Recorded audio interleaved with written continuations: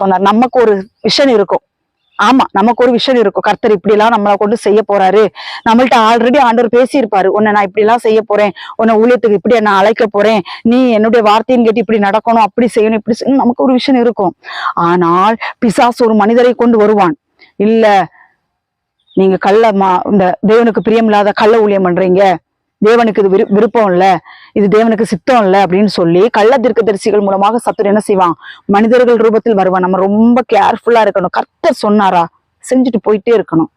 எந்த ஒரு மனுஷன் போய் ஆலோசனை கேட்க கூடாது. ஜெவுண்டு ஜனங்களே, கர்த்தரை விட தேவனுடைய மனிதன் பெரிய ஆள் ஒண்ணும் கிடையாது. கர்த்தர் சொல்றாரா, அதுக்கப்புறம் எந்த ஆள்கிட்டையுமே ஆலோசனை கேட்காதீங்க. முதலாவது தேவனுடைய வார்த்தையா பிசாசின் வார்த்தையாங்கிறது நாம் ஆராய வேண்டும். இங்க முதல்ல ஆண்டவர் பேசிட்டாரு. ஆண்டவர் பேசுற வார்த்தை எப்போதுமே இடர்களுக்கு நேராக நம்மளை வழி நடத்தாது. கர்த்தருடைய வார்த்தை எப்போதுமே நேரான ஒரு பாதையாகத்தான் இருக்கும்.